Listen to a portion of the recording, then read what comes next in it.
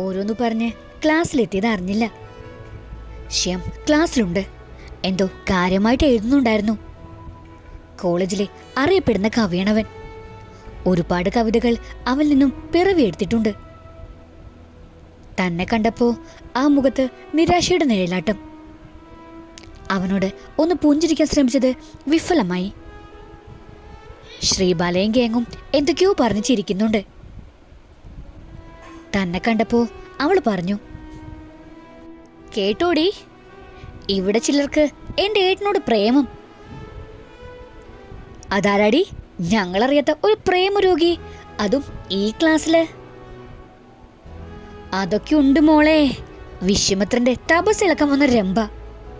പക്ഷേ ഇത്തവണ തപസ്സിളക്കാൻ പറ്റിയില്ല. ഇതേ ശ്രീഹരിയാ, ചിറക്കൽ ശ്രീധരന്റെ മകൻ. ഈ ശ്രീബാലയുടെ ഏട്ടൻ ശ്രീഹരി. അതും പറഞ്ഞ് എല്ലാവരും കൂടി ആർത്തു ചിരിച്ചു. ഈശ്വര, പേടിച്ചതുപോലെ തന്നെ സംഭവിച്ചു. എല്ലാം ഇവൾ അറിഞ്ഞിരിക്കുന്നു. കാവ്യയ്ക്ക് ദേഷ്യം വരുന്നുണ്ടായിരുന്നു. പക്ഷേ എന്നോർത്താണ് അവൾ ക്ഷമിച്ചിരുന്നത്. അന്ന് ക്ലാസ്സിൽ ശ്രദ്ധിക്കാനേ കഴിഞ്ഞില്ല. ഉച്ചയ്ക്ക് ശേഷം CSS ആയതുകൊണ്ട് രക്ഷപ്പെട്ടു. കോളേജിന്റെ ചാപ്പലിന് മുൻവശത്തായിരുന്നു ഞങ്ങൾക്ക് വൃത്തിയാക്കാൻ കിട്ടിയത്. ചാപ്പലിൽ കയറി മനമുരുകി പ്രാർത്ഥിച്ചു. എന്നെങ്കിലും ഒരിക്കൽ എൻ്റെ അച്ഛൻ വരുമെന്നും ആ മുഖത്ത് നോക്കി അച്ഛാ വിളിക്കണമെന്നുണ്ടായിരുന്നു. ഇപ്പോ അതൊരിക്കലും ആഗ്രഹിക്കുന്നില്ല. കാണണം ഒരിക്കല് അഴകത്ത് മാധവനെ. എന്നിട്ട് ചോദിക്കണം എന്തിനാ എൻ്റെ അമ്മയെ സ്നേഹിച്ചു വഞ്ചിച്ചതെന്ന്. എല്ലാം നിഷേധിക്കുമായിരിക്കും, ആട്ടിപ്പായിച്ചേക്കും. എന്നാലും പിന്മാറില്ല. ഒരാളുടെ മുമ്പിലേലും തെളിയിക്കണം എനിക്കൊരു അച്ഛനുണ്ടെന്ന്, അത് അയാളുടെ അമ്മാവനാണെന്നും.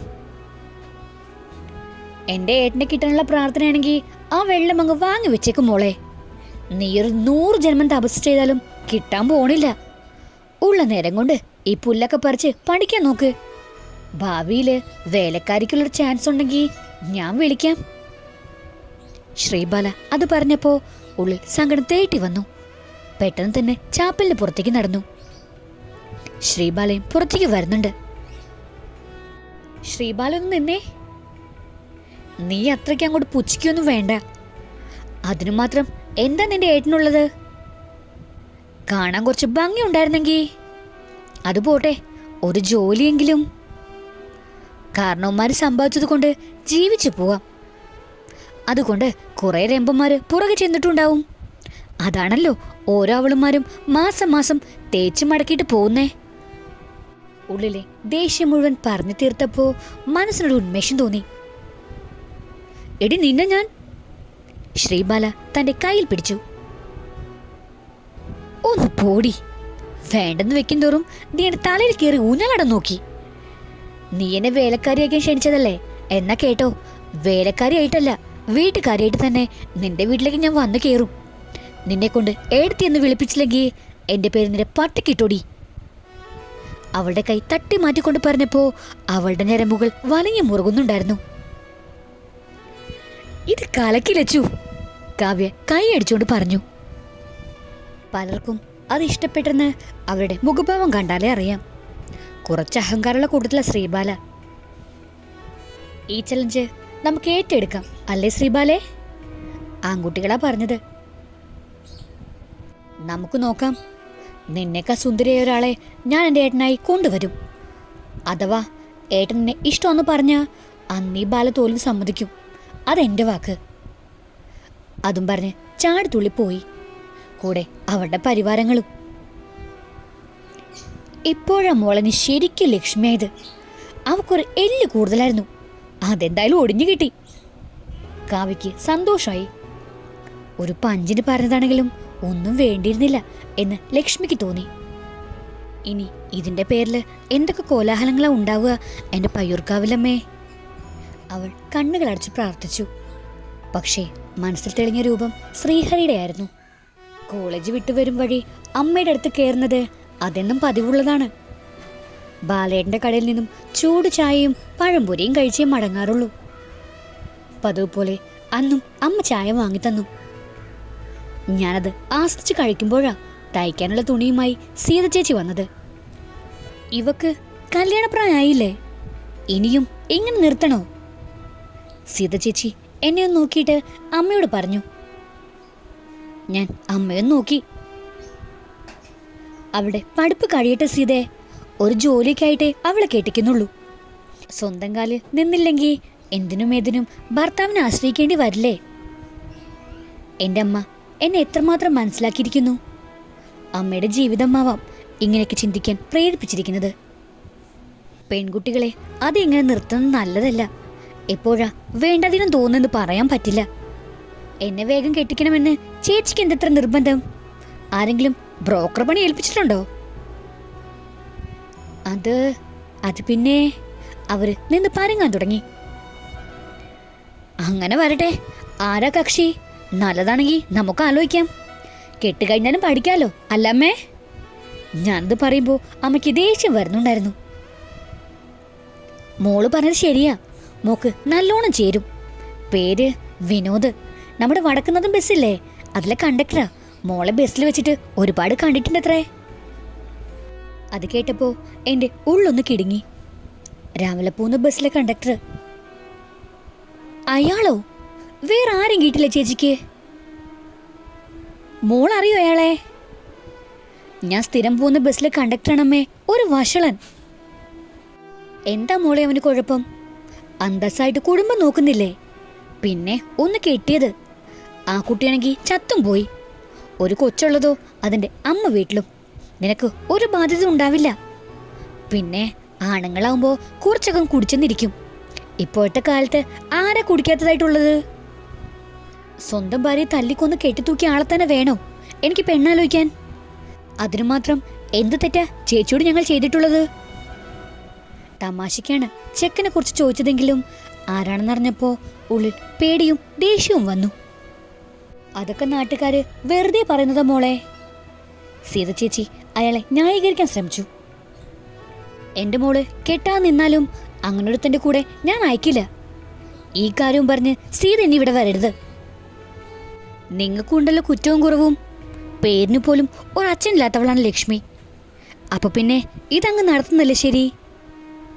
സീത ചേച്ചി വിടാൻ ഉദ്ദേശമില്ല. എന്റെ മോക്ക് അച്ഛനില്ല. അത് വിചാരിച്ച് ഒരു കൊലപാതകയ്ക്ക് കെട്ടിച്ചു കൊടുക്കുന്നൊന്നും ആരും സ്വപ്നം കാണണ്ട. സമയമാകുമ്പോൾ ഞങ്ങളെ മനസ്സിലാക്കുന്ന ഒരാൾ വരും, അന്നേ കെട്ടിക്കുന്നുള്ളൂ. അഥവാ അങ്ങനെ ഒരാൾ വന്നില്ലെങ്കിൽ എൻ്റെ മോളുടെ വിധിയാണെന്ന് കരുതി ഞങ്ങൾ അങ്ങ് സമ്മതിച്ചോളാം. എന്നാലും ഒന്നുകൂടെ ആലോചിച്ചിട്ട്. ഒന്നും ആലോചിക്കാനില്ല ചേച്ചി, ചേച്ചി പോവാൻ നോക്ക്. കാര്യം നടക്കില്ലെന്ന് മനസ്സിലായപ്പോ സീത ചേച്ചി പോയി. ഇനി തയ്ക്കുന്നത് ഒന്നും ശരിയാവില്ല. മോളെ ഞാനും വരുന്നിടും നിന്റെ കൂടെ. നമുക്ക് ഒരുമിച്ച് പോവാം. ഈ കട ഒന്ന് അടയ്ക്കട്ടെ. അമ്മയുടെ മനസ്സിൽ ആദ്യ കയറിയെന്ന് തോന്നുന്നു. എന്തെങ്കിലും വിഷമം വന്നാൽ പിന്നെ അമ്മയ്ക്ക് തയ്ക്കാനാവില്ല. ഞങ്ങൾ വീട്ടിലേക്ക് നടന്നു. നടക്കുന്ന വഴി എൻ്റെ കണ്ണുകൾ ചുറ്റും പരതി. ശ്രീയേട്ടനെ അവിടെ എങ്ങും കണ്ടില്ല. മനസ്സിൽ എന്തോ ഒരു വിഷമം. എത്ര മറക്കാൻ ശ്രമിച്ചാലും ആ മുഖം മനസ്സിൽ നിന്ന് പോകുന്നില്ല. കുറച്ചു ദൂരം ചെന്നപ്പോഴാ ശ്രീയേട്ടൻ വരുന്നത് കണ്ടത്. എൻ്റെ നെഞ്ചിടിപ്പ് കൂടി. ശ്രീയേട്ടൻ അമ്മയോടെല്ലാം പറഞ്ഞ പിന്നെ അമ്മയുടെ പ്രതികരണം എന്താന്ന് പറയാൻ പറ്റില്ല. അല്ലെങ്കിൽ തന്നെ ഇന്നലെ തൊട്ട് ഒരു മൂകമായ അവസ്ഥ വീട്ടില്. ഇനി ഇതുകൂടി അറിഞ്ഞാ ഓർക്കും തോറും പേടി കൂടി. ശ്രീയേട്ടൻ്റെ ബൈക്ക് മുന്നിൽ കൊണ്ട് നിർത്തിയപ്പോൾ ശരിക്കും പേടിച്ചു.